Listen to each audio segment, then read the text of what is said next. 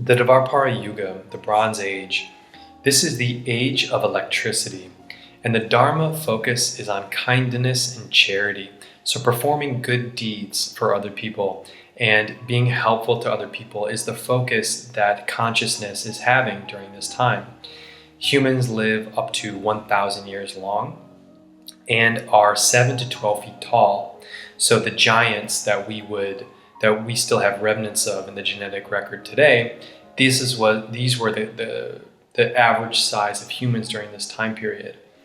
The subtle forces are now available to be perceived, but meditation is required for their full propagation to be realized. And that's the full propagation in the context of this Bronze Age. The Bronze Age does not have the same capabilities in terms of internal potency as even the Silver Age. And so it's not that the Earth is, again, becoming slightly more dense in this time period.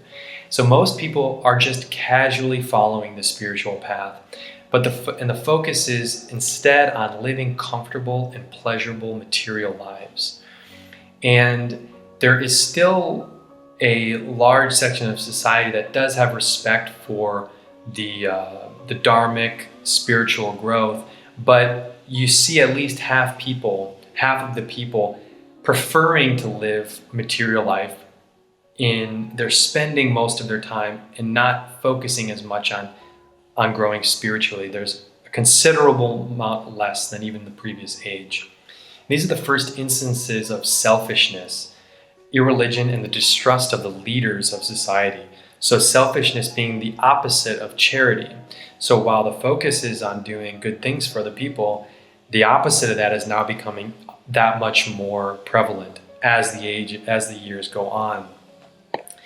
And this is the time period of deep ancient history. So the Vedic era is that we learn about, the predominant, the age of the Mahabharata, for example, is said to have happened during the Dvapara-yuga. And I'm putting Gilgamesh into this time period because he's one of the more ancient and one of the most ancient of the Mesopotamian cultures, the stories about Gilgamesh that have survived. And so war is now much more common among societies. The rulers care more about power and expansion than preserving divine laws and caring about the people. And because of the decline in human intelligence and memory, there's the need now to write down the Vedas or the spiritual scriptures and the other historical records.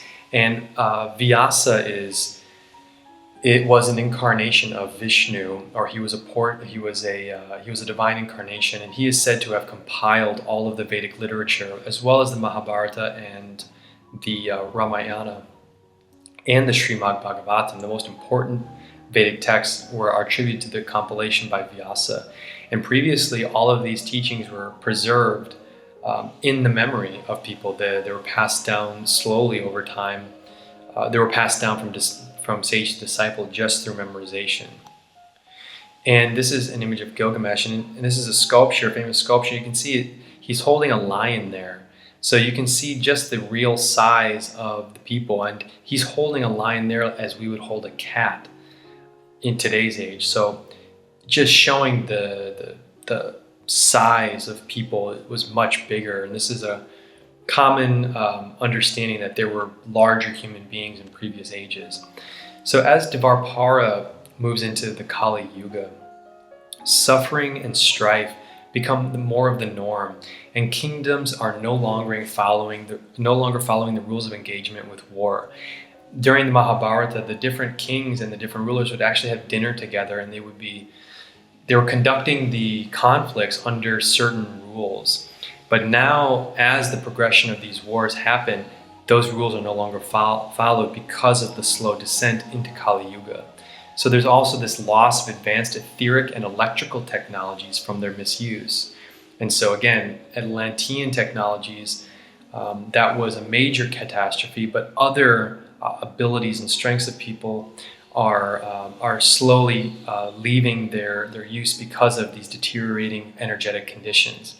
And so confusion and hopelessness about the future, godlessness takes root in the hearts of most of the members of society, and selfishness is becoming more and more the norm.